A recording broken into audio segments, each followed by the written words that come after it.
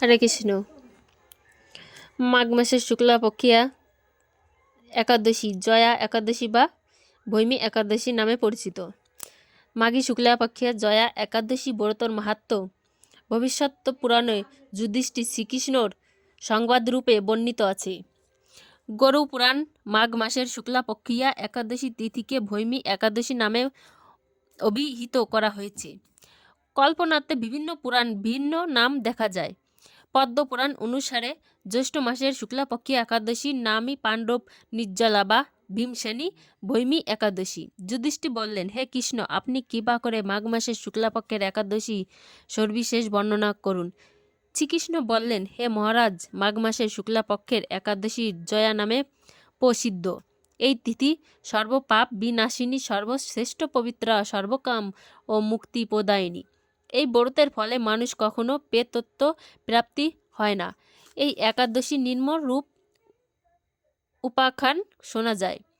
এক সময় স্বর্গলোকে ইন্দ্র রাজত্ব করছিলেন। সেখানে অন্য দেবতারাও বেশ সুখেই ছিলেন। তারা পর জাতি পুষ্প শোভিত নন্দ কাননের অপ্রসাদের সাথে বিহার করতেন। একদিন 50 কোটি অপ্সরার নামক দেবরাজ ইন্দ্র স্বেচ্ছায় আনন্দ ভরে তাদের নৃত্য করতে বললেন। নৃত্যের সাথে গন্ধবন্দন গান করতে লাগলেন। পুষ্পদত্ত, চিত্রসেন প্রভৃতির প্রধান প্রধান গন্ধর্বেরাও সেখানে উপস্থিত ছিলেন। চিত্রসেনের পত্নীর নাম মালিনী। পুষ্পবন্তী নামে তাদের এক কন্যা ছিল। পুষ্পদত্তের পুত্রের নাম মাল্যবান। এই মাল্যবান পুষ্পবন্তীর রূপে মুগ্ধ হয়েছিল।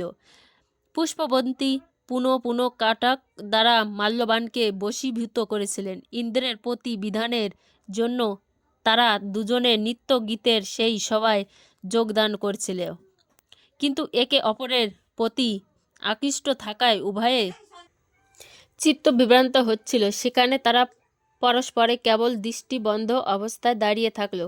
ফলের গানের ক্রম বিপর্যয় ঘটল। তাদের এই রকম তাল মান ভঙ্গ ভাব দেখে তারা পরস্পরে শক্ত হয়েছে। দেবরাজ ইন্দ্র তা বুঝতে পারলেন। তখন ক্রোধবশে তিনি তাদের অভিশাপ দিলেন, রে মূর্খ, তোমরা আমার আত্মা লঙ্ঘন করছো। তোমাদের দিক এখনই তোমার পিশাচযোনি লাভ করে মর্ত্যলোকে নিজ দুষ্কর্মের ফল ভোগ করো।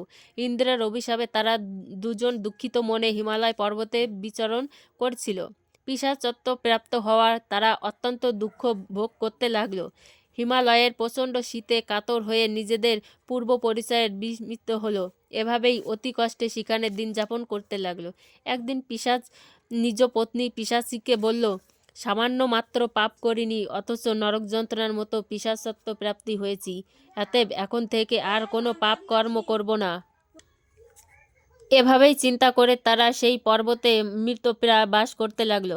মাল্যবান ও পুষ্পবন্তীর পূর্ব কোনো প্রশ্ন বশত সেই সময় মাঘী শুক্লাপক্ষিয়া জয়া একাদশী তিথি উপস্থিত হইল। তারা একটি অসৎ বৃক্ষতলে নিহারের নির্জলা অবস্থায় দিবানিশি যাপন করল। শীতে প্রকোপে অনিদ্রায় রাত্রি অতিবাহিত হলো। পরের দিন সূর্যোদয়ে দ্বাদশী তিথির উপস্থিত হলো। জয়া একাদশীর দিন অনাহারে রাত্রি জাগরণে তাদের ভক্তির অনুষ্ঠান পালিত হলো।